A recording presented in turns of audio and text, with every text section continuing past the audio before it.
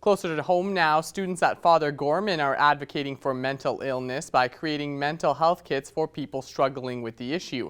Our Shelby Clark has more in this week's Beyond the Classroom. Project Sunrise came onto the project and helped decide where the mental health kits would be more useful to give. Along with the class, they chose people dealing with a mental illness in the hospital emergency room since there's typically a long wait. When you're experiencing a mental illness, that's a mental health concern, that's a real challenge to be sitting in a confined space. And so creating these care kits would help them to have something to occupy their time and let them know that they are cared and loved for, as the students said. The Lloydminster Region Health Foundation also partnered up with Project Sunrise to help sponsor this project in supporting people with mental illness. Grade 7 students in Trebius's class brainstormed ideas for what to put in these kits. We have some coloring of some positive affirmations. We have some crayons in there, and we have some snacks and water and lotion, and we also have books that they could read on their free time. We have mini books. With these health kits, the students gained a bigger understanding of mental health and the impact it has on individuals. Project Sunrise believes this class not only impressed their parents, but also people in the community with this initiative. There is a big light at the end of the tunnel that is able to help you and act as a way of showing that you are going to be okay and that you are loved by people around you. If we had all the grade 7 classes in Lloydminster or just individuals themselves say, I'm going to do something to make a positive difference and support people who have a mental health concern, wow, our future would be really bright. And it helps when they do a project like this to reduce the stigma associated with people talking about how they're really doing. And so I think it's significant as well. These kids will take that with them through life. And that's it in this week's Beyond the Classroom. At Lakeland College, our students are challenged to go beyond the classroom, so when industry knocks, they're ready to thrive. Learn more at lakelandcollege.ca. All right, it's time now to head on over to Shelby Clark, who has our first look at our weather forecast today.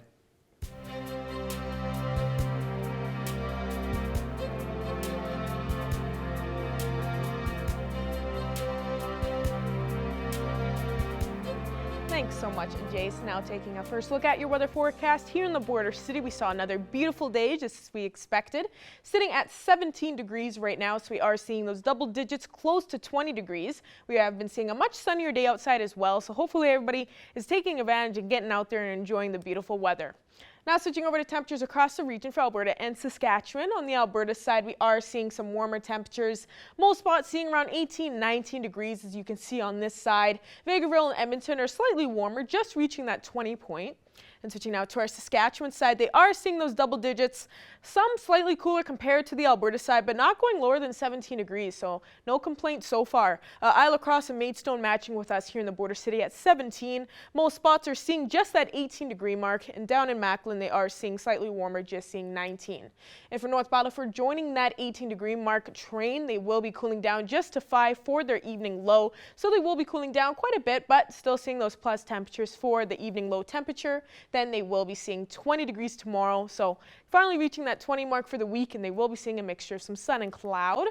Switching out of Cold Lake, they'll be cooling down to 6 degrees for their evening low, so they will be seeing a pretty nice evening as well. We aren't seeing those double digits again quite yet for the evening low temperatures, but we will be getting there soon as we're seeing more of these summer temperatures. And then they will be seeing tomorrow as well with a little bit more sun peeking behind those clouds. And for us in the border city, we will be cooling down to that 4 mark, so we will be seeing some cloud coverage throughout the evening, and then we will be seeing a beautiful sunnier day tomorrow with 20 degrees. So get ready, because we're seeing some beautiful couple days come up here now in the border city and seeing an even nicer weekend. So really exciting. I know I am excited. And now looking at one of your beautiful weather photos. I don't know what I just said there. Sorry about that, Jamie, but this is a gorgeous shot. Thank you for submitting this to our Facebook page. You can continue to do so. Love this gorgeous shot of those clouds. I thought it was great. You caught it perfectly.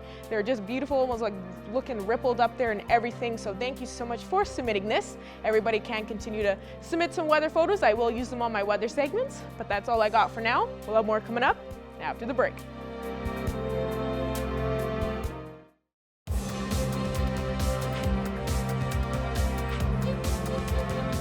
The NHL Stanley Cup playoffs is winding down as less than half a dozen teams remain in the hunt for the Stanley Cup. Our Adil Ahmed and Thomas Wildman have more in our conference finals panel. Well, the Stanley Cup playoffs started with 16 teams. It is now down to 4 as we do a preview of the conference finals. I am Adil Ahmed. Alongside I have Mr. Thomas Wildman with me.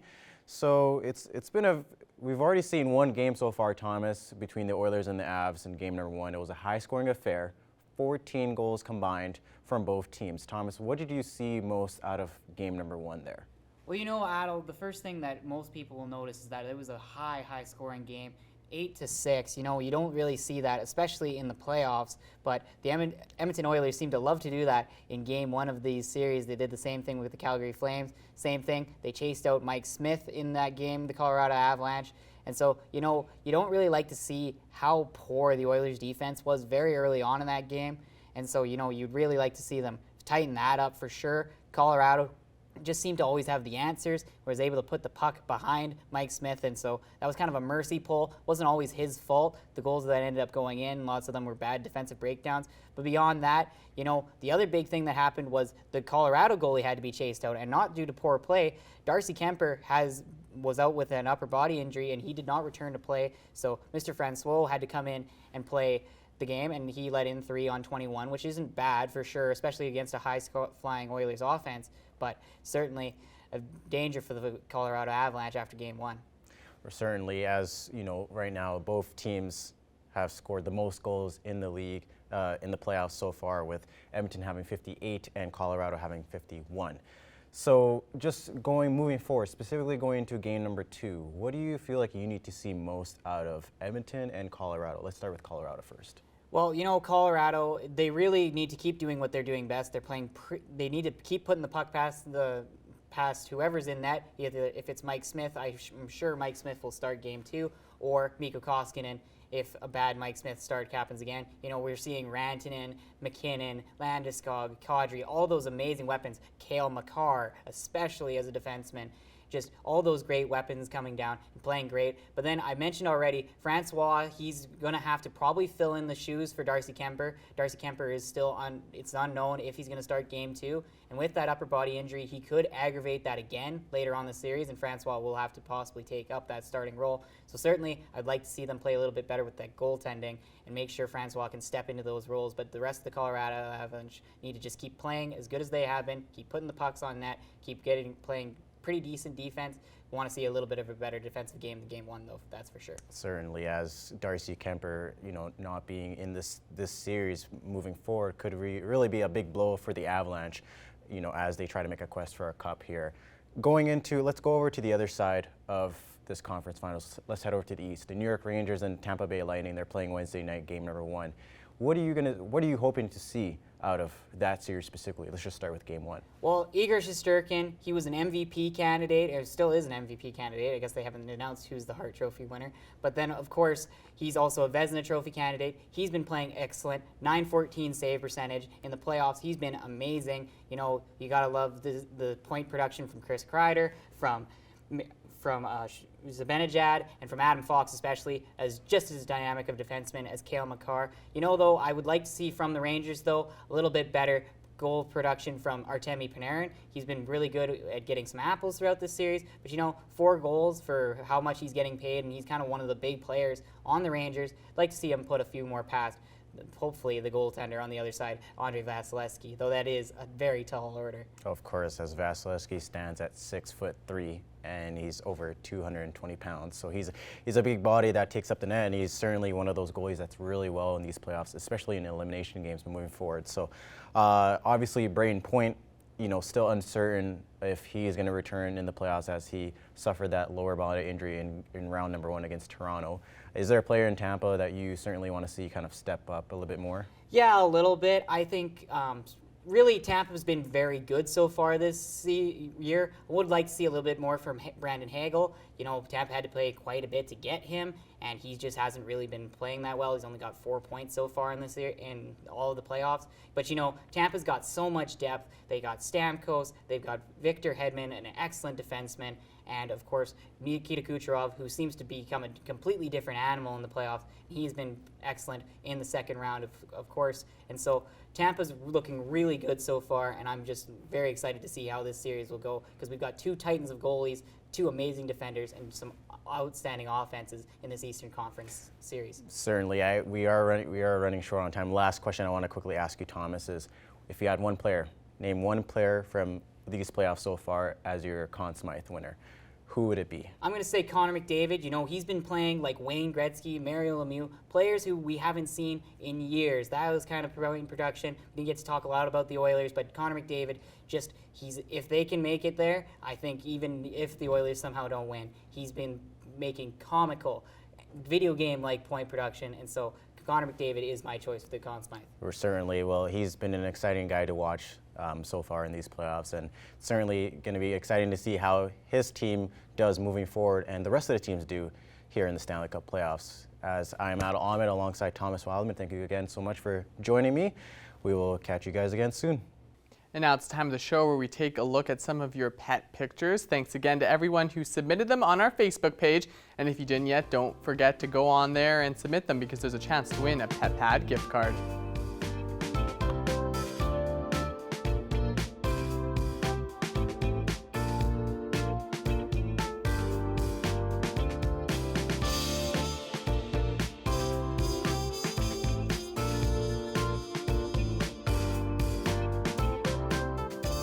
Want to see your pets? Send photos of your pet and their name to our Facebook, Twitter, or Instagram to have them featured on Pet of the Day. Your name will be entered into a weekly draw for a gift certificate from the Pet Pad.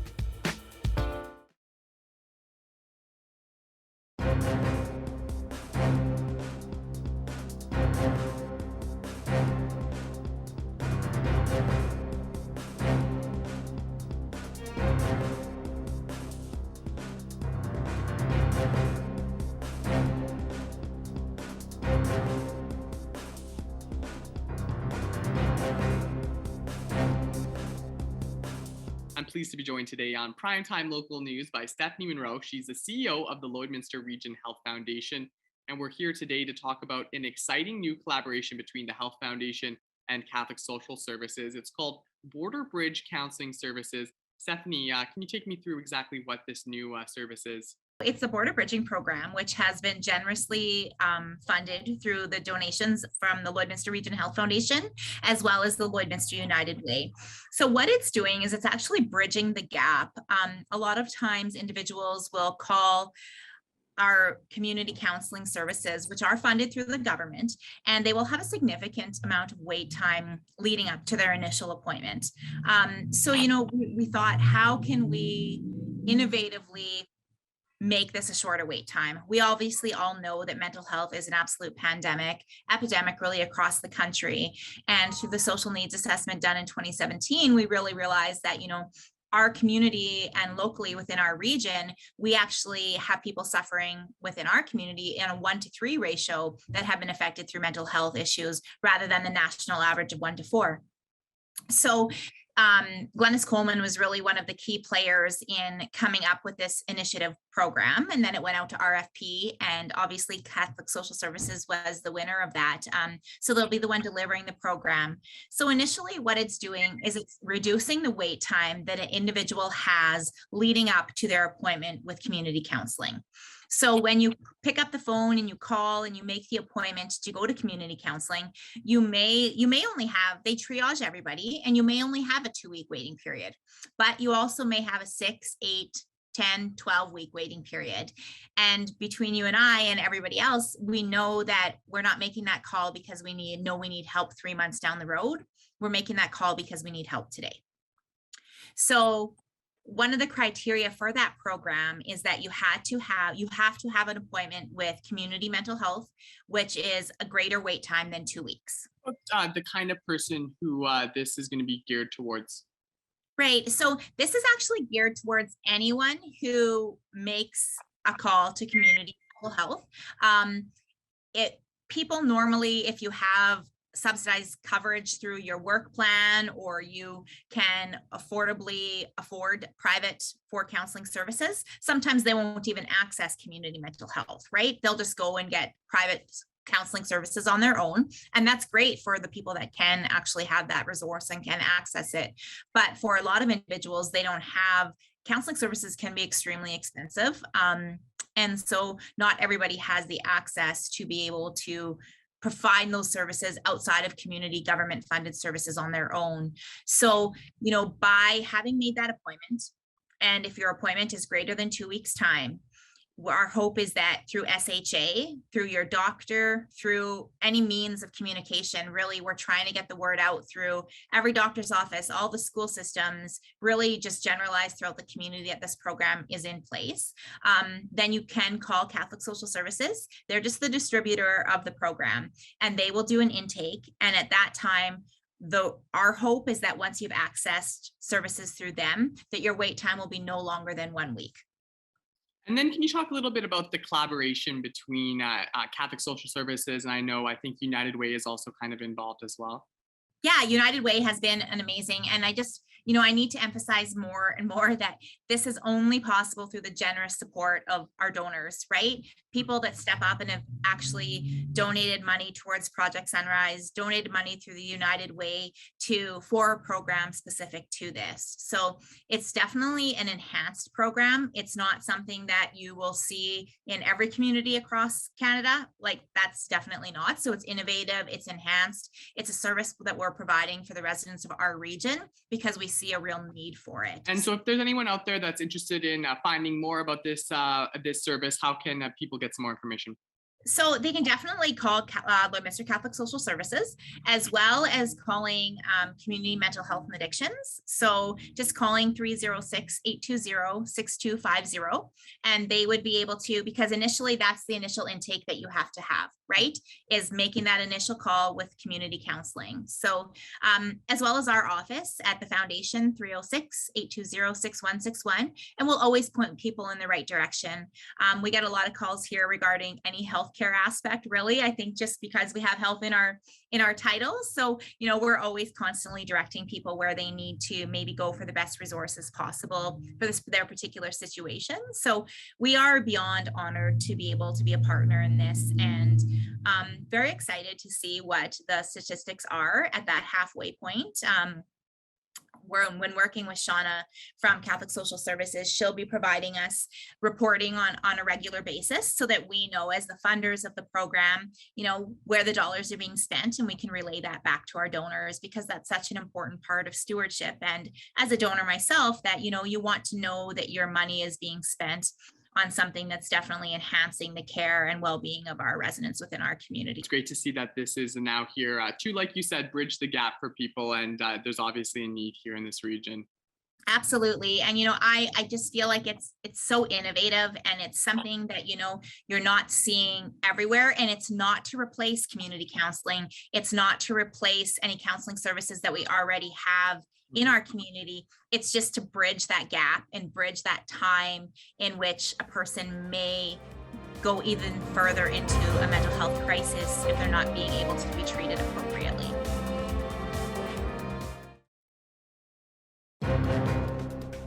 Furniture set and design supplied by Furniture Gallery and Furniture House, downtown Lloydminster.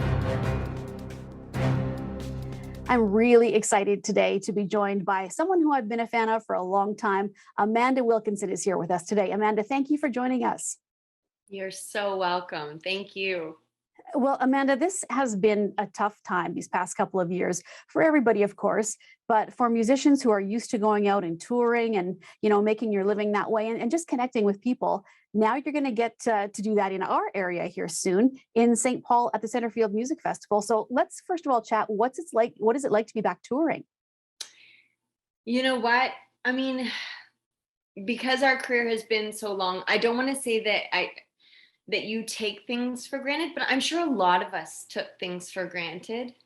You know what I mean? What that process actually is. Just being able to stand there and, I think just the human connection in general has been, you realize how much we need it for our souls, let alone the element of music, which I think, people will say it, it's been almost like just something rolled off the tongue, like, well, music feeds the soul and it's important for us, but it's so important. And it doesn't matter if you're on this side of the mic or the other side of the mic. Like, as soon as I was able to even see some inkling of a live show, I was like, I have to get out. I have to hear music. So for us, this is it's been amazing. We've actually just played a couple of shows recently after the 2-year mark, and just beyond blessed and grateful that we get to do that again.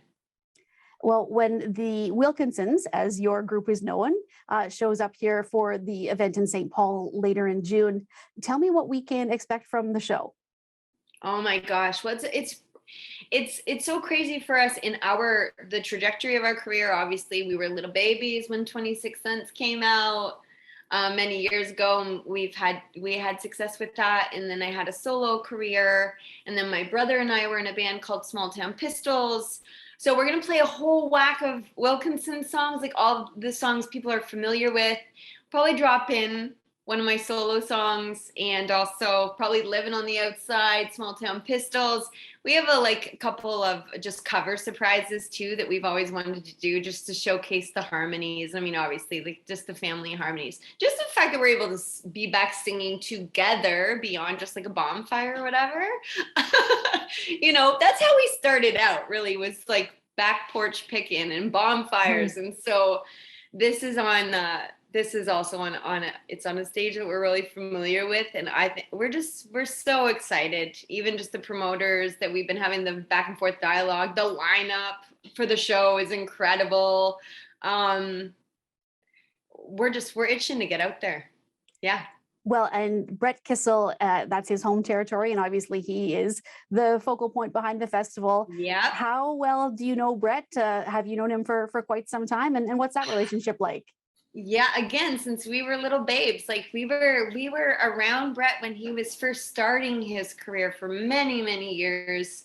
And we growing up, being kids on the road, we had a really strong work ethic, and we just wanted to get out and sing. And I love, like, throughout the years, that still has been his overall energy as well, where he's just, I say the kid because he's like my brother. He's like my brother's age. Like, whenever I see him, I'm like, my brother, I gotta squeeze you. He works his tail off. So both off stage and on stage as well. So it's going to be a lot of fun. Like, I just feel like these festivals, especially where it gets to be like multi-artist stage, yes, we're playing a show, and yes, it's going to be a lot of fun, but it's fun for us to have that camaraderie and stay on side stage and just celebrate our peers and celebrate Canadian country music. And he's a hometown boy, and yeah, we've already been texting with him, being like, dude, we get to play a show together. This is amazing. So it's going to be a lot of fun. So outside of the performance in St. Paul, Amanda, what does your summer look like as far as performing and events that you'll be at? A lot of our shows. So I think St. Paul's going to be our furthest show out west until probably next year. We have a lot of Ontario shows that we've sort of had to make up for post-pan. Well, that's when we're still in a pandemic, I guess. We are. So, right. But these are shows that we're making up for. We have some full band stuff, and then we have some pretty cool intimate acoustic shows that we'll be doing here in Ontario, which people can look if they go on our Facebook or any of our socials and kind of see what's coming down the pipe. We have that going on. And then, yeah, a lot of it's just been songwriting, hopefully for new projects coming up musically. And a year and a half ago, I bought a farm. So Exciting.